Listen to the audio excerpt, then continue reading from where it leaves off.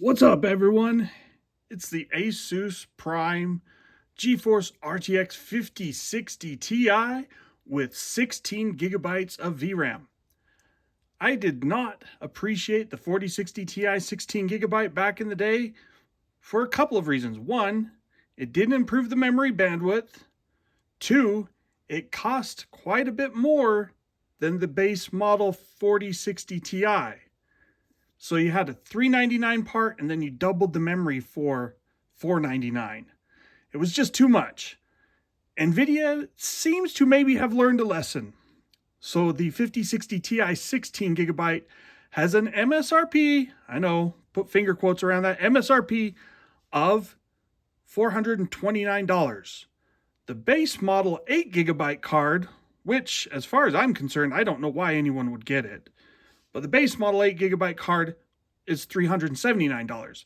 So those are both lower prices than before. But more importantly, even though we saw the 4060 Ti 16 gigabyte on sale for $449 at times, a lot of the times it cost $500 and more. And it was a hard pass at that price because you'd be better off just stepping up to the 4070. Anyway, 5060 Ti 16 gigabyte, less expensive than its predecessor in theory, and it has GDDR7 memory, which improves memory bandwidth compared to the 4060 Ti. Those are big changes. I've got the Asus Prime card. This is the overclocked edition. The overclock probably doesn't really matter, but the Prime, even though it's kind of like their base model for Asus, that doesn't mean it's not without features. They've got their little GPU glue to prevent warping over time. They've got dual BIOS, I believe. Yeah, dual BIOS switch. That's not something Nvidia puts on their cards. There won't be a Founders Edition 5060 Ti or 5060, so we're told. So you're only getting third-party cards. The Prime, I don't know what its MSRP is. I'm guessing it's going to be like $50 higher than whatever the base model MSRP. So instead of $429, it'll probably be $479. I will have to check on that. I'll get back with the full review, but we're just doing the unboxing right now. Let's get to it.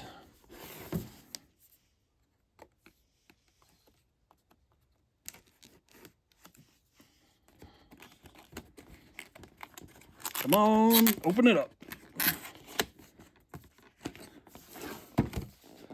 These are sometimes hard to get out. I don't want to like mangle the box, so.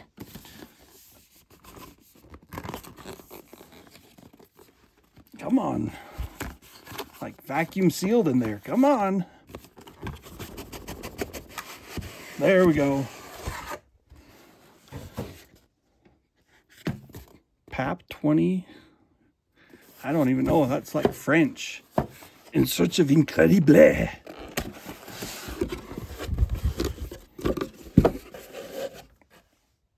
Okay, let's see what we've got.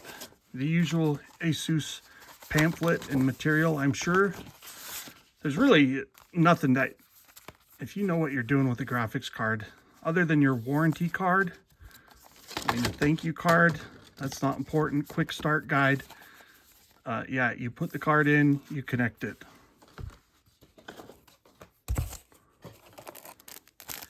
Get some Velcro ties.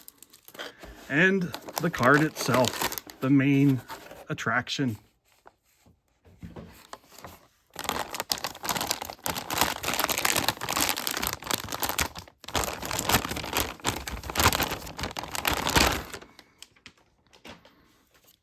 Got the little plastic covers on it, which, I don't know, do you love those things or do you hate them? I kind of dislike them. I guess, I'm not sure who's handling these, that they need to have plastic covers to, I'm not sure who's handling these, that they need the plastic covers everywhere to prevent fingerprints or whatever. I would think most of it's automated. And so then all you end up doing is having this shrink wrap that you need to peel off, which can kind of be a pain.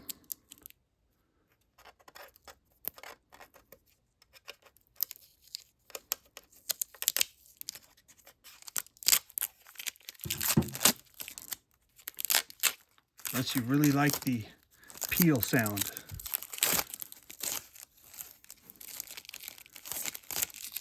I've gotten a few cards that don't have the wrapping on them, and I'm like, yeah, that's so much easier. Got to pull these out.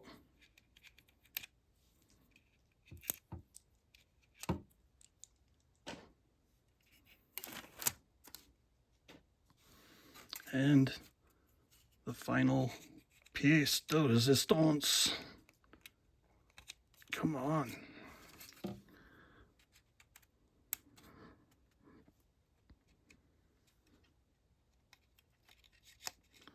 See, like, they should make these easier to grab as well.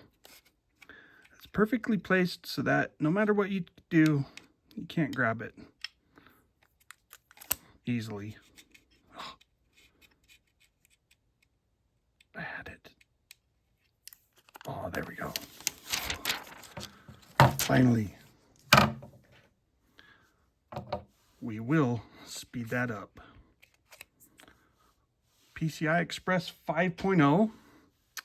I believe, I will need to double check on this for the full review, but I'm pretty sure that even though this is a by 16 connector, that there's only 8 active lanes. The rest is just there to fit the slot. So it's by 8 electrical, 16 lanes physical. Pretty much like the other Prime cards that they've released, like the 5070 Prime. Nice looking card. Let's make the fans rotate all the same way. Oh yeah. Middle fan rotates clockwise, while the outer fans rotate counterclockwise to reduce turbulence. Connections, you have the usual triple DisplayPort. These are DisplayPort 2.1B with full DP80, 80 gigabits per second, UHBR20 support. And then, of course, this is a single HDMI 2.1B as well. 56 gigabits per second. Do I have that right? No, 48 gigabits per second with 42 gigabits per second for data. There's overhead. Pass-through fan. You can see straight through that. Helps with cooling. The dual BIOS switch, quiet mode, performance mode. Usually that doesn't really affect clock speeds much on Asus cards. And if you install the Asus GPU Tweak 3 software, you can apply a default 30 megahertz overclock beyond the stock settings. Pretty standard fare. No RGB lighting. Oh, look at this. Somebody didn't peel off all of the covers. Wow. Those sharp little plastic points stab your fingernails when you try and get them off. Asus RTX 5060 Ti Prime. Single 8-pin connector. Hallelujah. People have strong opinions about 16-pin versus 8-pin.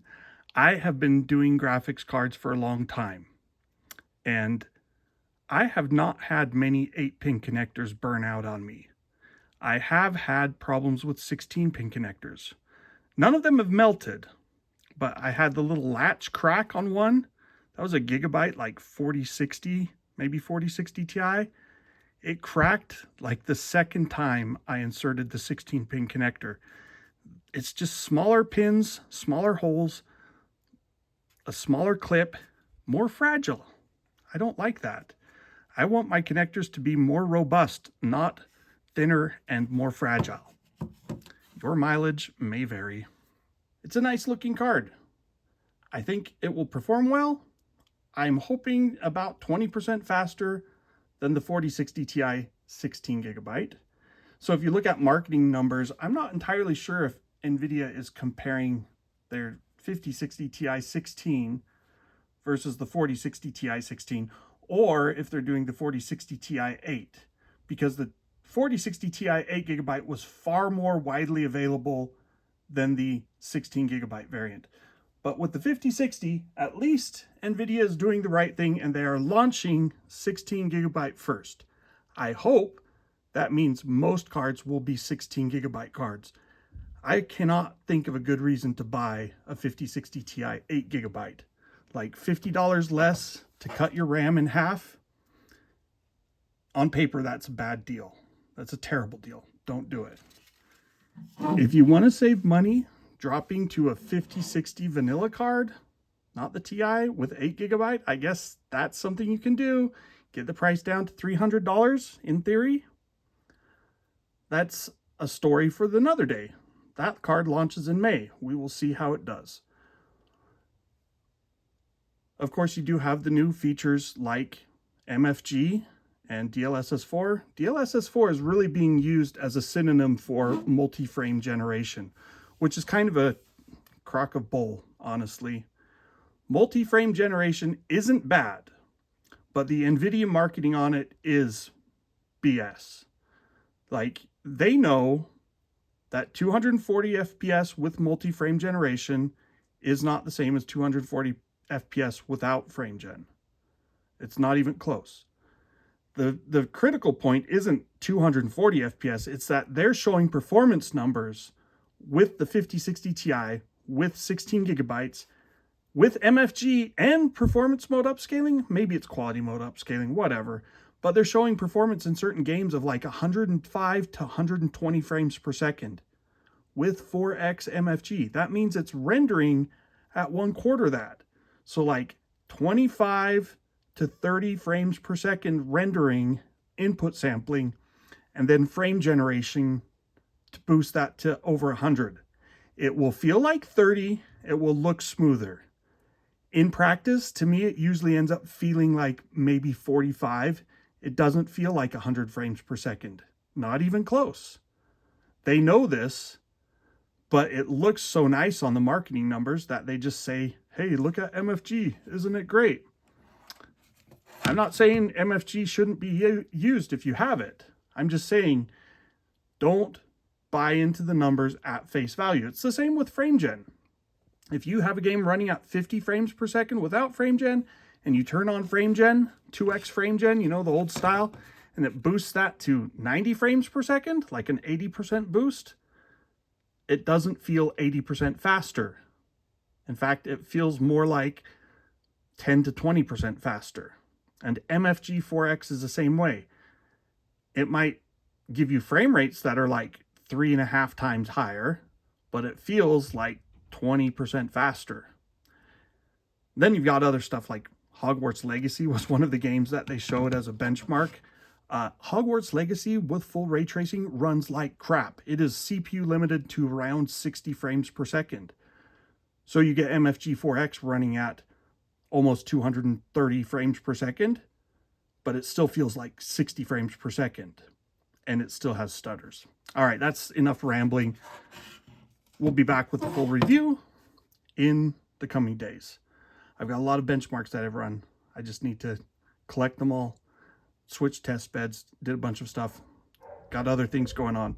That's it for this time. Thanks for watching. Please give me a thumbs up, and we'll see you next time.